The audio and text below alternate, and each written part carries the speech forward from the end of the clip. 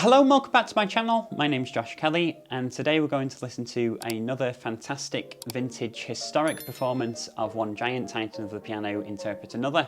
And of course, as the title suggests, these two people are Rachmaninov and Chopin. Now, we did listen to Rachmaninov play Chopin's second nocturne a few weeks ago, so if you haven't seen that already, then click the link in the description below. And that video has proven to be quite popular. I'm not sure if it's because people like to listen to vintage recordings or whether there's just something cool about Rachmaninov playing somebody who isn't Rachmaninov. But for me personally, as a performer, somebody who goes out and interprets these things on stage, it's interesting to see how the performance practice in the early 20th century has changed over time, and obviously how the expectations of composers has changed between the 19th and the 20th centuries. So I'm going to go over to the piano, but before I do that, I'm going to do what I always do and cue the intro.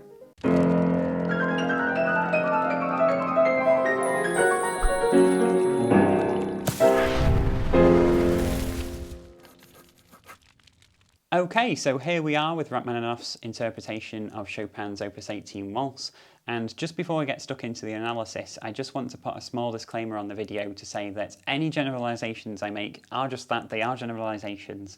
They probably apply to maybe 80% of what we do as pianists, so of course the final 20% with some other compositions or other composers, that doesn't apply. And of course when people comment on other videos to say, yeah, but this doesn't apply to 20th century, you know, interpretation of Scriabin, or this doesn't apply to what you would do in this particular Beethoven sonata.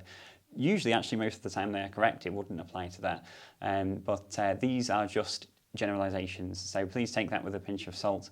And anything specific that I comment on is specific to this particular composer, this particular composition within that composer's output, and this particular interpretation of this particular composition of this particular composer's output. So those things should not be misapplied to other composers or other periods of history. They are specific applications to what we're talking about today, which in this case is Rachmaninoff's interpretation of Chopin. So that being said, let's get stuck in with what Rachmaninoff has got for us.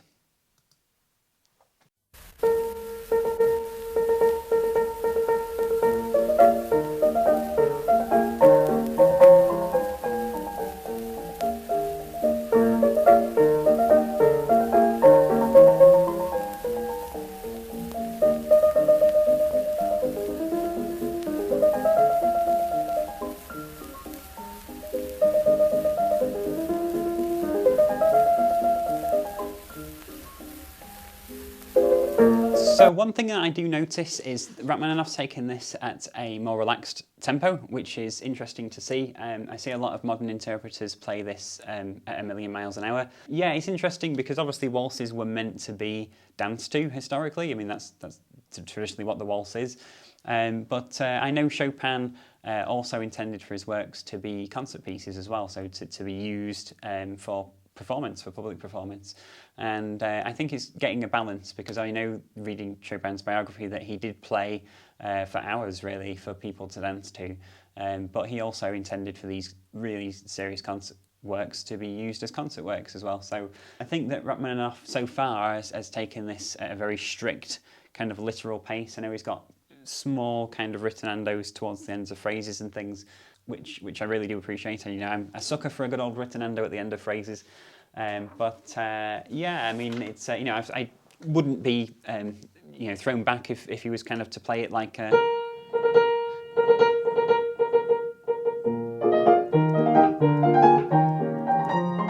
you know, that sort of speed either. That's probably the way probably 80% of people would play it. Yeah, it's interesting and quite refreshing actually to see it played at that particular speed.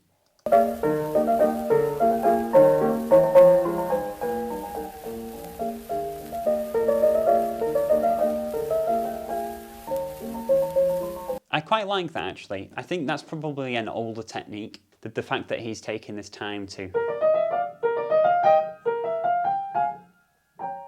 and then place and then come straight back in with the theme. I think that I don't see many people doing that now, which is absolutely fine. I mean, it's a product of its time. It's interesting to see like this kind of sudden ritonando, this sort of allegando, if you like, at this particular section. There's nothing specifically stated there, it's just straight through, but that's an interesting choice on Rachmaninoff's part, I think. One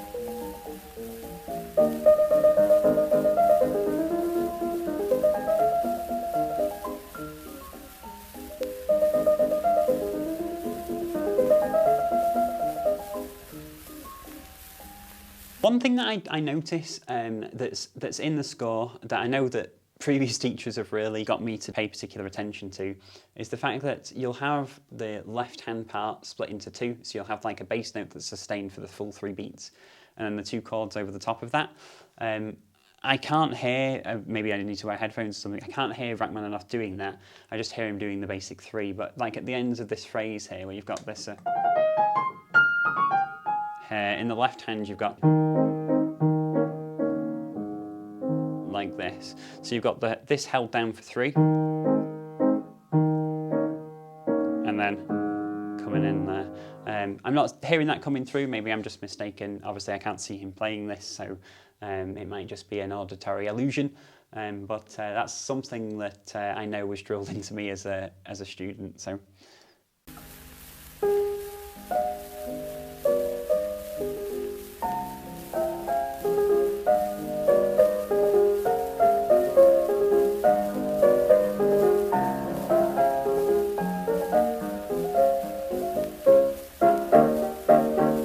On a side note, just before we discuss this section, I do notice that he doesn't do any of the repeats.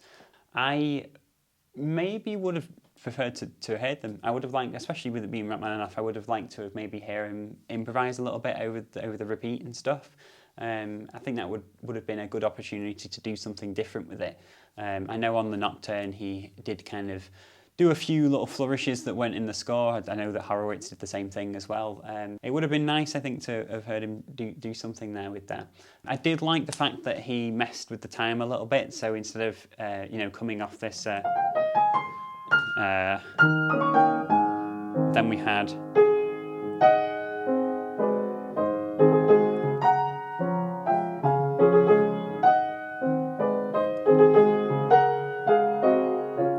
It's just moving the time a lot. There's a lot of rubato in, well, a lot of rubato, maybe there's some rubato in there.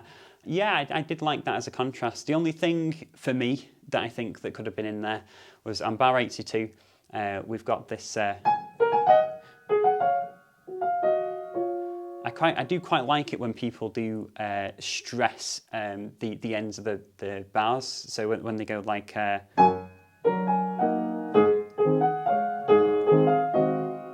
and they have those sort of jumps, not at the end of the bars, at the beginning of the bars, but when they have that jump into the second beat, I think that's quite nice, especially when it comes to the end of a section. So maybe that's a modern thing, I don't know, but for me, if I was to play this, I would kind of use that time to take the first beat and jump.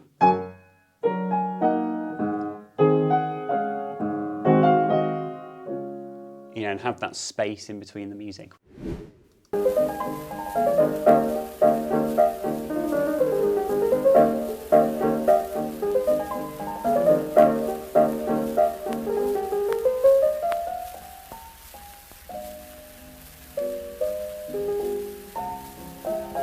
Okay, so on this section, I mean, we've got very contrasting ideas. I mean, we've got this bit that's, which is fortissimo, it's very loud, which is then contrasted by the, this section over here. So I didn't hear those to the same extent. It would have been nice to have had like a really forced and abrupt kind of, followed by a, followed by that small kind of soft passage afterwards. He did do some shaping, I think. I think there was a lot of growth. But I think obviously because it is only 2 bars, there is only so much you can do within that time. At the end of 102, I mean, you've got this dolce going up. It would have maybe been nice to have more leaning on the ritornando as well. I mean, and it's just say poco ritenuto, sorry. But it would have been nice to maybe have more applied there.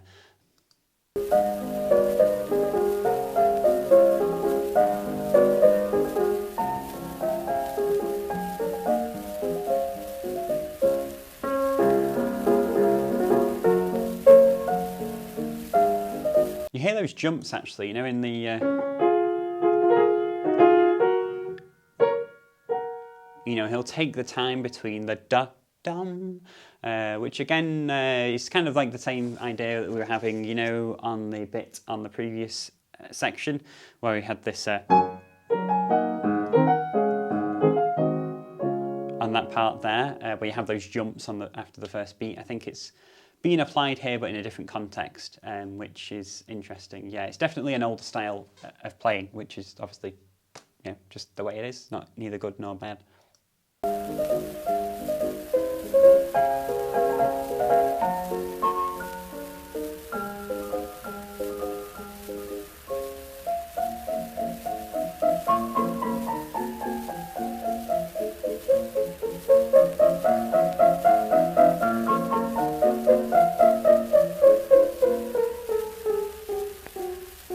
So for me, this is my favourite part of the piece. I really like these kind of clipped chromatic notes that cascade down. For me personally, I think that I would have liked to have seen more done with the time and the stressing of the notes and things. You can take this two ways. I think that it can seem to be quite humorous, you know, with the, you know, it's almost like someone's laughing, or it can be quite tragic as well. It can be like someone crying. But I think either way, it would have been nice to have you know, more done with the, you know, and really kind of drop down into that instead of it just being the same all the way through. I quite like the idea of it kind of dropping each time and getting faster and faster and faster into the resolution, the B flat minor. But yeah, no, I mean, it's very clear, precise playing we're hearing. So cool, kudos to Rach.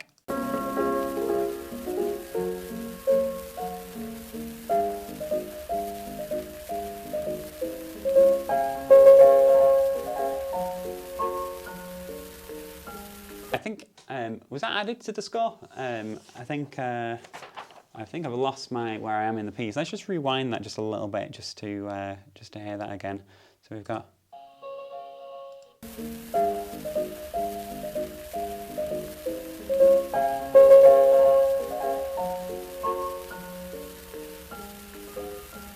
I think that was added to the score there.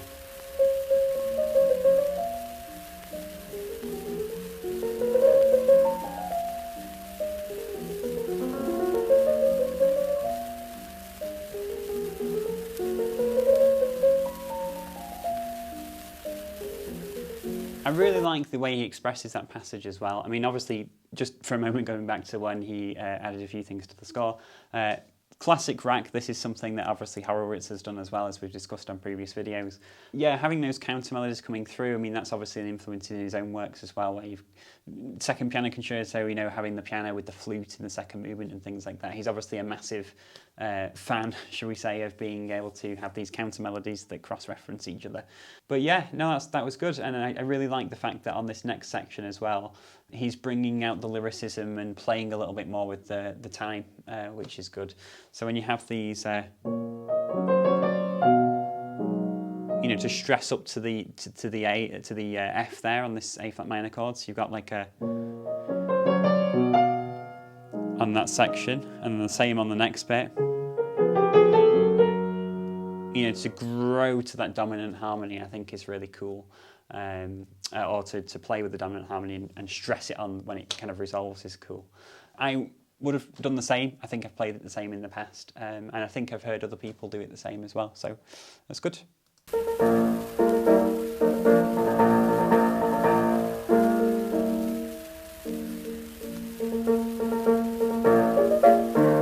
Passage always reminded me of the third ballade, you know, by Chopin. You know, having the coming down with the, you know, the kind of pedal point over the top, or is it below? I can't remember the exact passage that it is on that particular piece, but having the,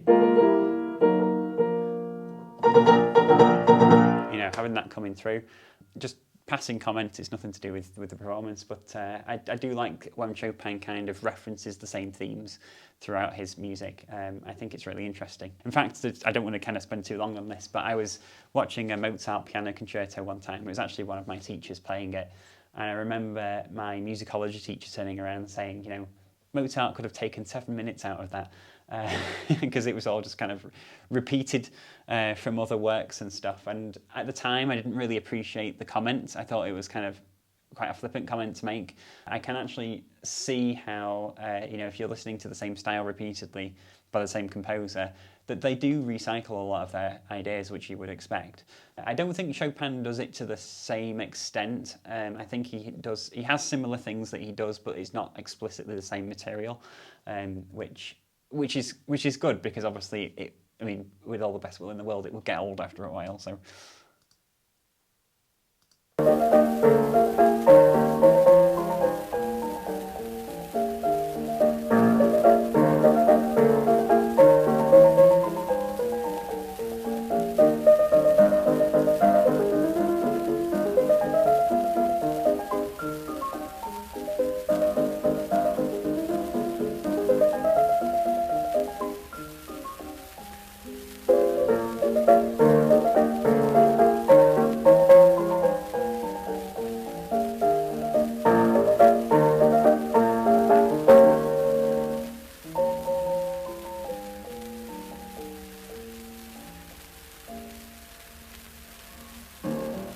I like that. I like the fact that he's taken his time there with that ending there. So when you've got this, whatever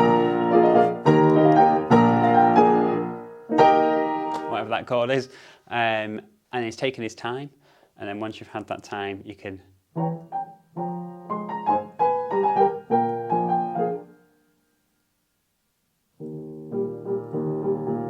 The fact it's taking longer there is probably putting, seems like a fermata over the top of those passages, but it sets the music off well, and I think that's probably something Chopin maybe would have done himself, although it's not explicitly stated in the music. I like the fact as well in this section, because the themes come back, he's doing something different by stressing the bass, just to make it sort of more pomp and more pomp and circumstance. So let's see what he's going to do for the remainder of it.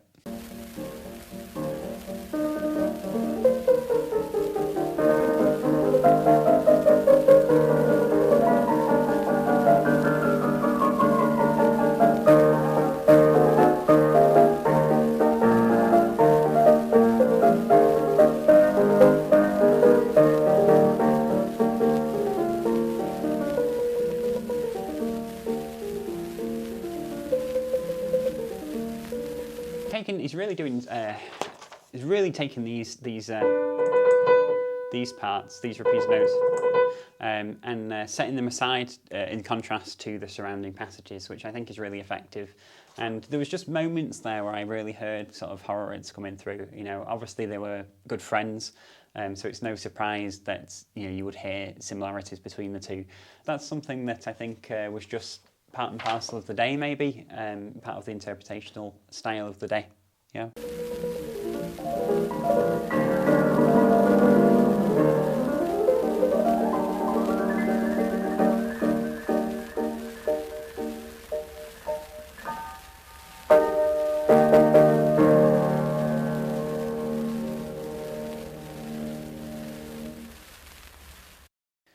Good, excellent. Yeah, I mean, you had the drama as well, the accelerando towards the end. It was executed really well. And one thing that I can see actually is there was a schmorzando on 304. I can't think whether he did that.